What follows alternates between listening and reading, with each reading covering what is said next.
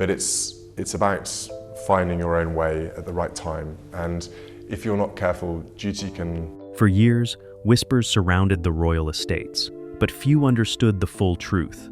Prince William stepped forward, taking on responsibilities that stirred emotions and tensions behind palace walls. Private homes, centuries-old lands, and family pride collided in ways no one expected.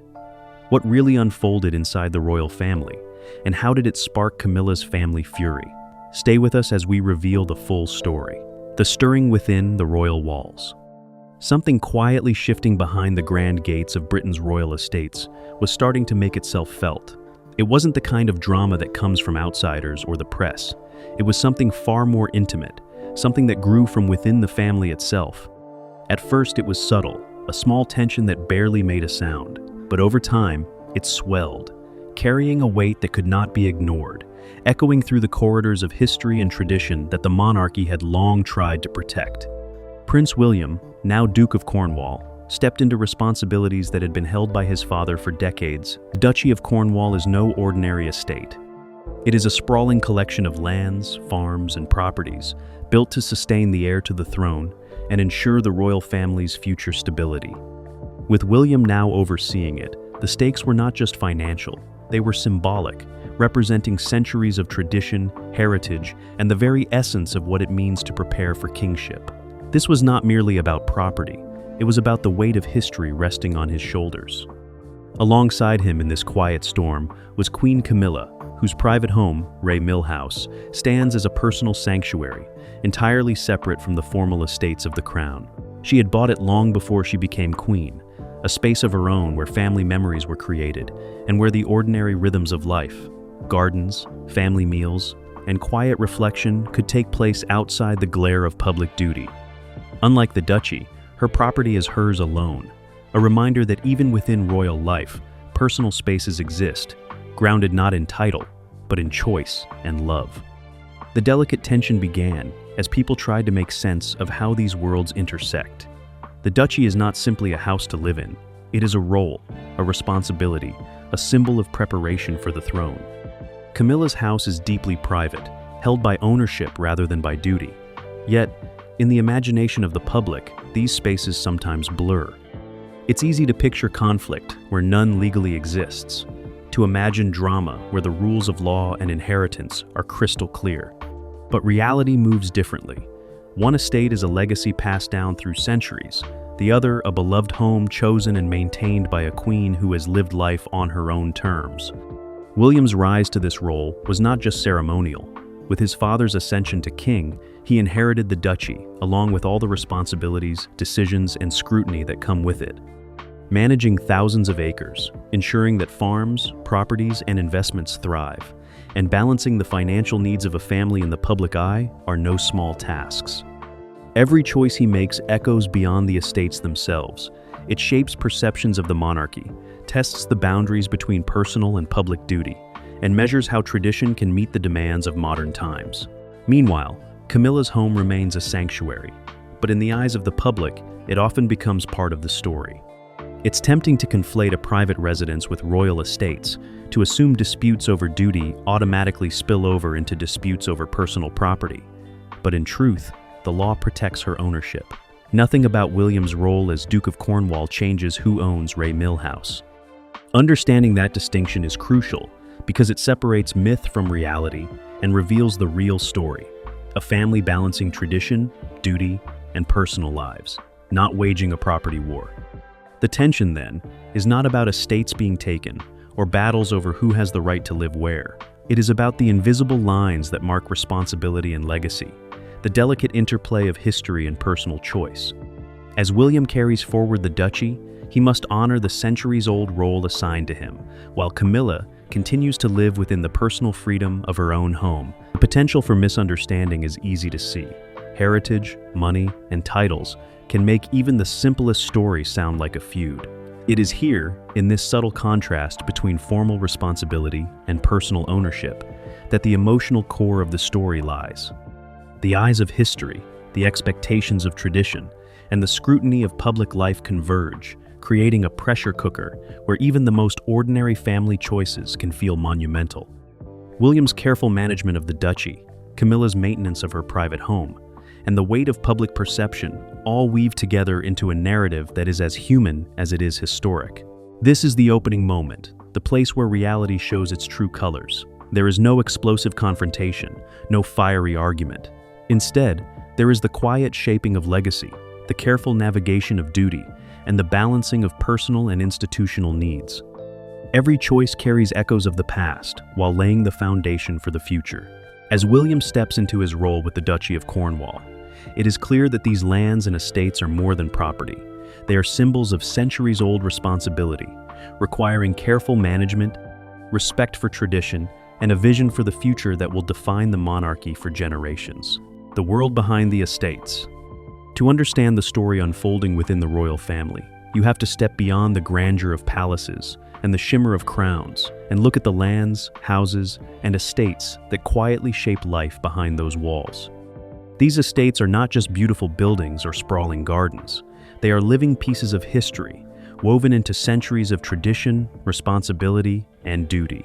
They are the invisible threads holding together the monarchy, and they help define the roles of those born into this extraordinary life. At the center of this world is the Duchy of Cornwall. This is no ordinary property. It is a vast, intricate network of lands, farms, forests, and homes that stretches across southern England. For centuries, it has existed to provide income and stability for the heir to the throne, ensuring that the next generation of the royal family can carry forward the responsibilities expected of them. It is not just a collection of assets. It is a living legacy, a symbol of continuity, and a tangible measure of tradition. For Prince William, stepping into the role of Duke of Cornwall means assuming a weight that is both financial and deeply symbolic. Every decision he makes about the duchy touches not only the land and its people, but the perception of the monarchy itself. What makes the duchy unique is that it combines personal responsibility with institutional significance. Unlike properties owned outright by a private citizen, the duchy comes with expectations. Farms must thrive, communities must be supported, and every choice carries echoes of centuries-old stewardship. William's role is not about possession alone. It is about care, management, and respect for the past. Each building maintained, each field cultivated, and each tenant supported is a testament to a lineage of duty that stretches back generations. This is the weight of tradition, pressing softly but insistently on his shoulders.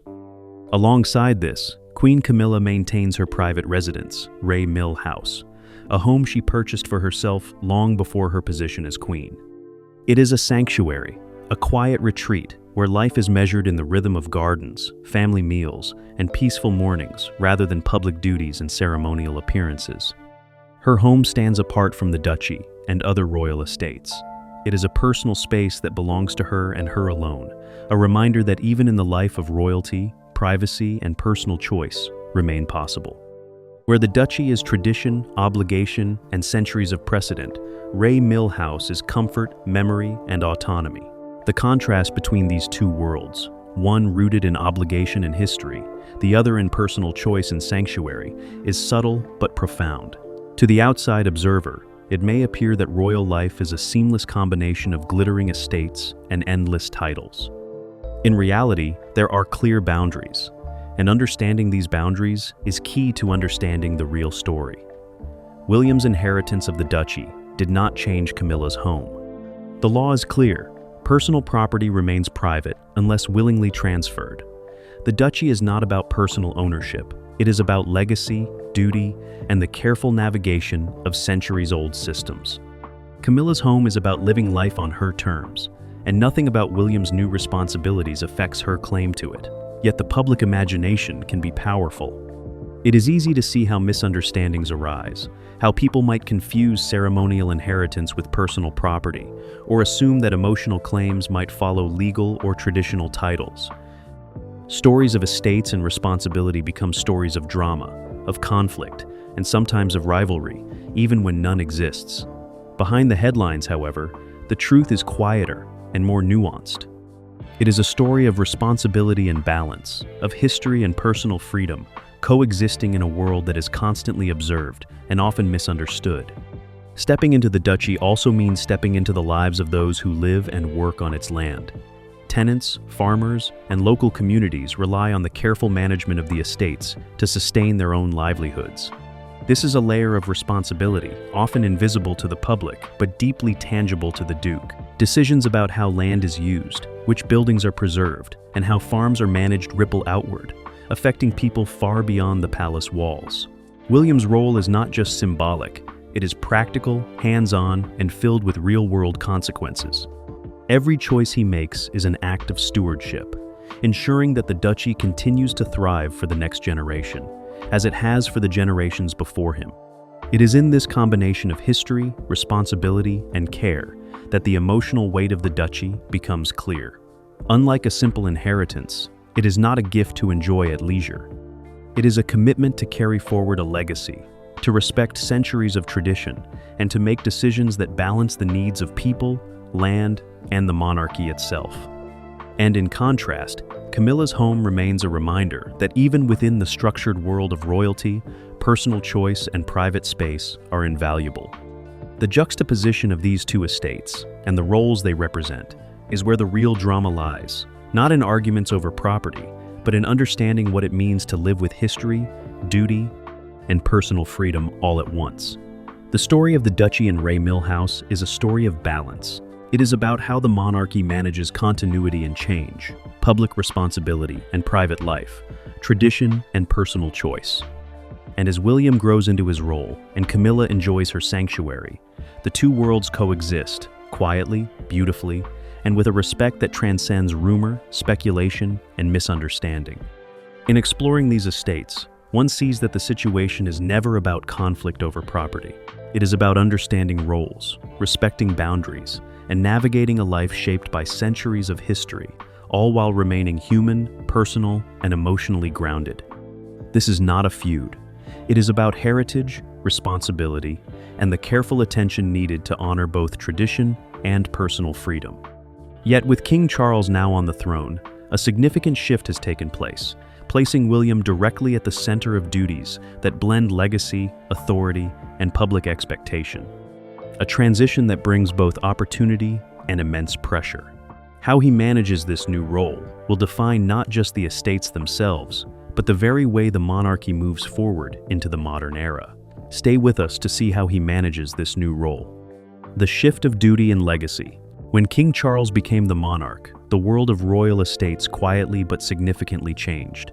It was a moment that carried both ceremony and responsibility, a shift that reached far beyond palaces and crowns.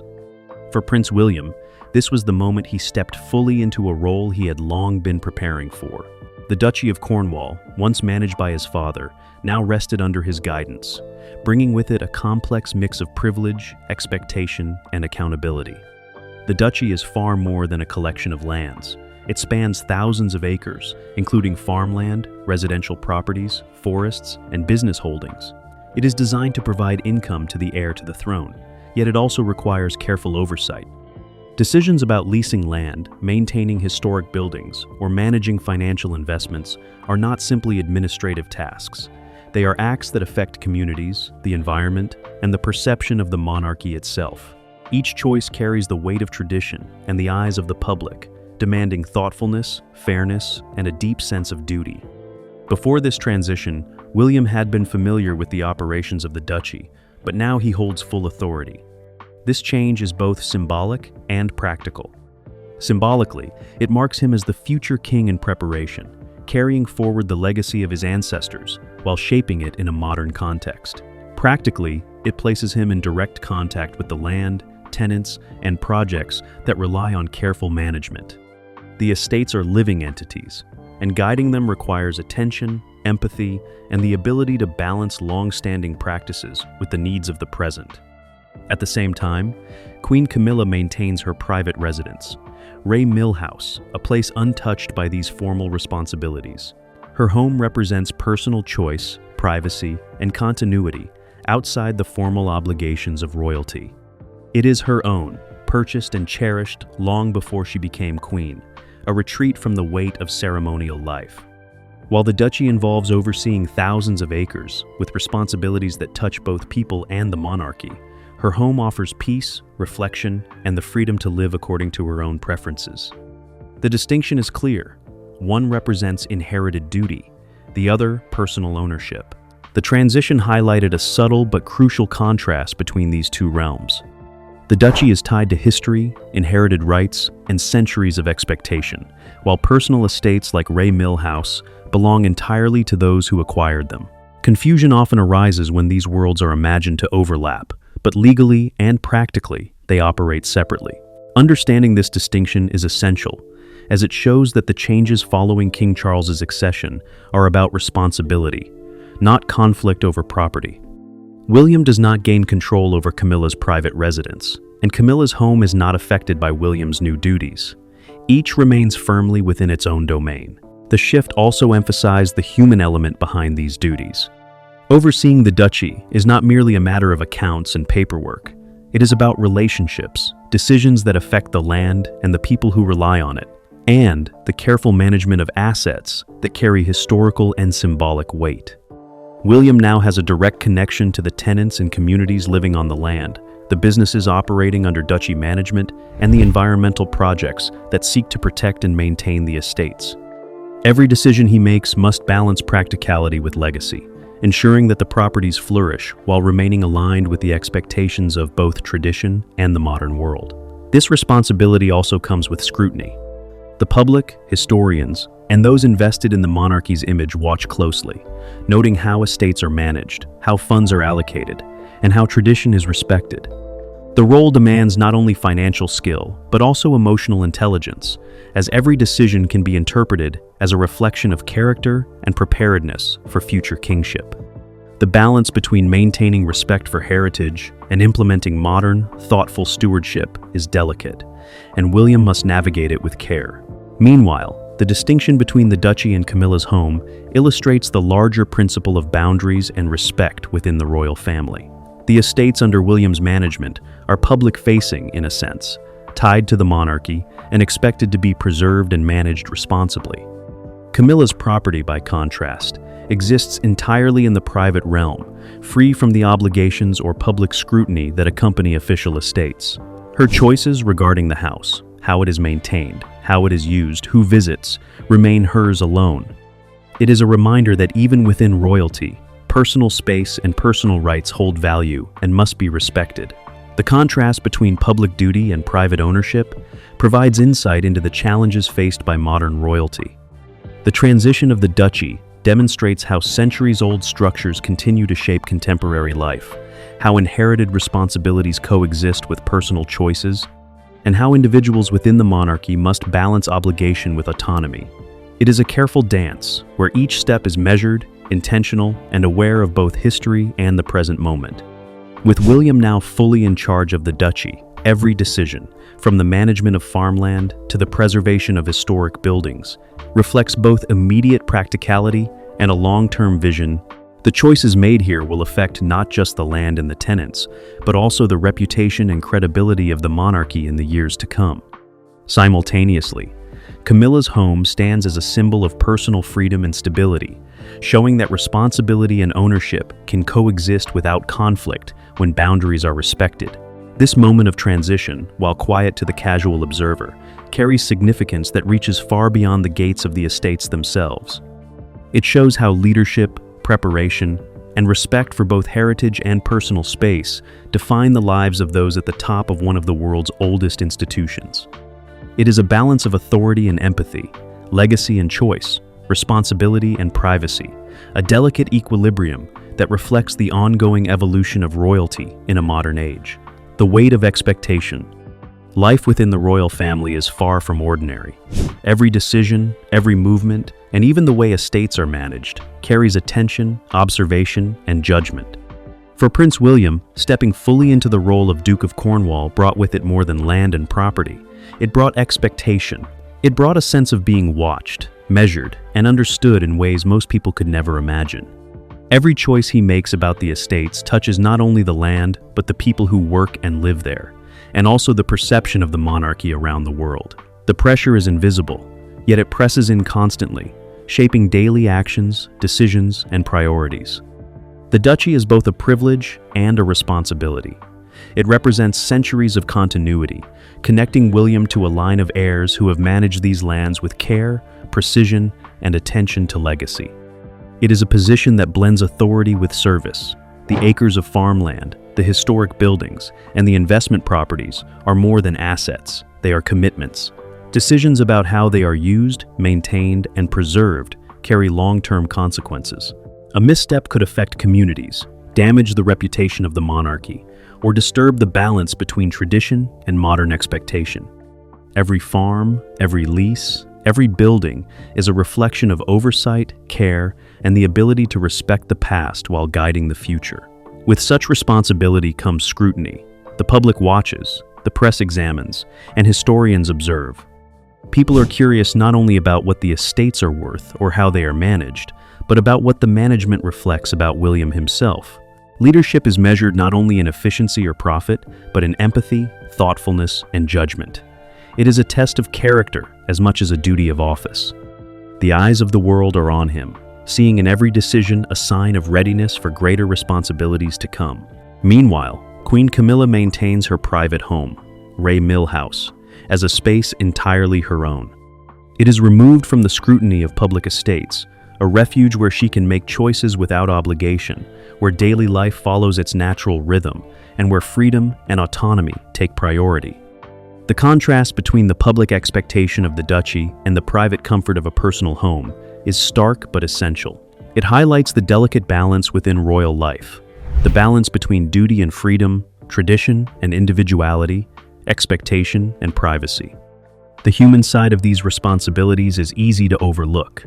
Managing a large estate, supervising staff, attending to tenants, and preserving historic properties requires emotional intelligence as much as practical skill. Decisions affect livelihoods, shape communities, and influence the perception of the institution. It is not enough to simply manage land or resources. The care, thought, and consideration behind each choice matter. William's role demands awareness of the long-term effects of every decision, awareness of public sentiment, and awareness of the values that have defined the monarchy for generations. This pressure is compounded by the symbolic weight of the duchy. Every property, every field, and every building carries historical significance. Some structures date back hundreds of years, connecting the present to centuries of predecessors. Managing them is not simply about maintenance. It is about honoring a legacy, respecting history, and upholding standards that have been set long before the present generation. Each action, from preserving architectural features to supporting the surrounding communities, must be considered with both care and foresight. Public perception adds another layer. William's stewardship of the duchy is often interpreted as a reflection of readiness for kingship. It is seen as a test of judgment, prudence, and the ability to balance duty with personal integrity. Every decision has consequences, not just for the land and its people, but for the monarchy's reputation. The balance between modern expectations and historical precedent is delicate. Mismanagement could spark criticism. Careful management can reinforce confidence and admiration. While the duchy demands public attention, Camilla's home remains a private sanctuary, highlighting the essential distinction between personal ownership and inherited duty. Her ability to live free from public judgment provides a counterbalance to the heavy scrutiny surrounding William's work. It serves as a reminder that within the grandeur and responsibility of royalty, personal boundaries and private spaces are vital, protecting emotional well-being and allowing freedom to act without obligation. The interaction between public expectation and private choice also reflects the ongoing evolution of the monarchy. Modern heirs must navigate centuries of tradition while responding to contemporary values and scrutiny. They must balance inherited responsibility with individual judgment, ensuring that their actions honor both past and present. In this context, William's role as Duke of Cornwall exemplifies the careful management of both duty and perception, while Camilla's private life demonstrates the importance of personal agency within that framework. The weight of expectation is not only external, but internal. It demands discipline, foresight, and understanding. Each decision carries significance beyond immediate results, influencing perception, relationships, and the future of the institution. The careful management of the duchy, alongside respect for the autonomy of personal estates, exemplifies how responsibility and freedom coexist within modern royalty. In the quiet rhythm of daily life, these responsibilities shape both action and thought. They define what it means to balance legacy with autonomy, public duty with private choice, and expectation with personal judgment. Every moment, every decision is an exercise in stewardship, reflecting the delicate harmony required to maintain both tradition and relevance. The contrast between public duty and private ownership demonstrates how, even in the most scrutinized environment, boundaries, care, and respect guide how people live, lead, and make choices that will ripple far into the future. Keep watching. Challenges and balance. Managing royal estates is rarely simple. Behind the elegance of palaces and sprawling grounds lies a world of responsibility that touches people's lives, preserves history, and reflects the reputation of the monarchy. For Prince William, overseeing the Duchy of Cornwall is a demanding task that reaches far beyond property management. It requires balancing practical needs with centuries of tradition, supporting tenants and communities, and ensuring that the lands remain both productive and respectful of the past. Decisions are never isolated. They affect livelihoods, public perception, and the long-standing credibility of the institution itself. The Duchy is an intricate web of farmland, historic buildings, and investment properties. Maintaining these assets is expensive and complex. Buildings must be preserved, land must be responsibly used, and communities relying on the estate's management must be supported. Any misstep can draw criticism, not only from experts, but from a public that watches every detail closely. This scrutiny adds a layer of pressure, as the Duke of Cornwall's actions are interpreted as a reflection of leadership, judgment, and readiness for the responsibilities of future kingship. Each decision, from environmental projects to tenant agreements, must balance immediate needs with long-term sustainability, ensuring that the estate continues to thrive for generations to come. Meanwhile, personal estates, such as Queen Camilla's Ray Mill House, provide a contrasting example of autonomy. Her home, purchased long before she became queen, represents freedom and personal choice. It exists outside the complex web of duties tied to inherited estates, allowing her to maintain a private life while carrying out royal responsibilities in other areas. This distinction highlights an important principle within the monarchy. Public duty and private ownership operate in parallel, each with its own rules, expectations, and emotional weight. Respecting this balance is essential to preserving harmony, credibility, and personal well-being. Even within the monarchy, challenges arise when duties intersect with tradition. Some lands in the duchy generate debate because they are historically significant or environmentally sensitive. Balancing modern practices with centuries-old preservation requirements demands skill, foresight, and sensitivity. Projects that might seem minor on the surface, such as renovating a historic building, allocating farmland, or managing estate finances, carry consequences that ripple through communities and influence public perception. Leadership in this environment is as much about empathy and judgment as it is about practical management. Public attention amplifies these challenges. Every decision is visible, analyzed, and often compared to the standards set by previous generations. The monarchy is held to an exceptionally high level of accountability, and every action is scrutinized in the context of heritage, financial responsibility, and moral integrity. Maintaining credibility while respecting historical precedent requires constant care, thoughtful planning, and the ability to anticipate consequences. This duality between inherited duty and personal autonomy defines modern royal life. For William, the duchy demands attention, stewardship, and measured judgment. For Camilla, personal estates offer a refuge, a space for family, reflection, and independence. Together, they demonstrate how boundaries, responsibility, and respect coexist within the monarchy. These principles ensure that duties are fulfilled without overstepping into areas meant to remain personal, allowing both public and private spheres to function with dignity and care. Ultimately, the management of estates is more than a practical task. It is a reflection of character, respect for tradition, and commitment to the people and lands under one's care.